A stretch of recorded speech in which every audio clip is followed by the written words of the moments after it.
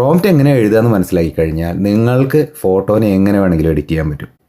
എൻ്റെ ലക്ഷ്യം എന്താണെന്നുണ്ടെങ്കിൽ ഈ ഫോട്ടോനെ ഹോളിവുഡ് സ്റ്റുഡിയോയുടെ സൈൻ ഉണ്ടല്ലോ അതിൻ്റെ മുകളിൽ കൊണ്ടുപോയി ഇരുത്തുക എന്നുള്ളതാണ് ലക്ഷ്യം. അതിനു വേണ്ടിയുള്ള പ്രോംപ്റ്റാണ് ഞാനിവിടെ കൊടുത്തത്. ഈ പ്രോംപ്റ്റിൽ ഏതൊക്കെ ഭാഗങ്ങളുണ്ടെന്നാണ് ഇപ്പോൾ നിങ്ങൾ സ്ക്രീനിൽ കാണുന്നത്. ഫോട്ടോ എഡിറ്റ് ചെയ്യാനുള്ള ഒരു പ്രോംപ്റ്റിനകത്ത് subject, action, style, details, composition, aspect ratio, ഇത്രയും കാര്യങ്ങളുണ്ടെങ്കിൽ ഇത് വളരെ ക്ലിയർ ആയിട്ട് എഡിറ്റ് ചെയ്തത് കിട്ടുന്നതാണ്. ഇപ്പോൾ ഈ പറഞ്ഞ പ്രോംപ്റ്റിൽ എന്നെ ഹോളിവുഡ് സൈനിൻ്റെ മുകളിൽ ഇരുത്താനുള്ളതിനകത്ത് സബ്ജക്റ്റ് എന്താ? എന്നെയാണ് ഇരുത്തേണ്ടത് അല്ലേ? ആക്ഷൻ എന്താ?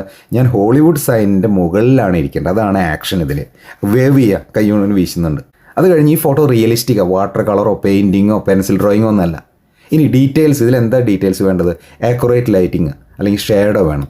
കോമ്പോസിഷൻ അതുപോലെ ഇത് സിനിമാറ്റിക് വൈഡായിട്ട് വേണ്ടത്. ഇപ്പോൾ വേണമെങ്കിൽ എനിക്ക് പറയാം അതിലൊരു ഫ്ലൈറ്റ് അതിൽ പറന്നു പോകണ്ടെന്ന് പറയാം, അല്ലെങ്കിൽ ബേഡ്സ് പോകണ്ടെന്ന് പറയാം. അപ്പോൾ അങ്ങനെ വളരെ ഡീറ്റെയിൽ ആയിട്ടുള്ള കാര്യങ്ങളൊക്കെ നിങ്ങൾക്ക് ഇതിനകത്ത്. അപ്പോൾ അങ്ങനെ ഒരു പ്രോംപ്റ്റ് കൊടുത്തപ്പോൾ കിട്ടിയ ജനറേറ്റ് ചെയ്ത ഇമേജാണ് നിങ്ങളിപ്പോൾ ഇവിടെ കാണുന്നത്.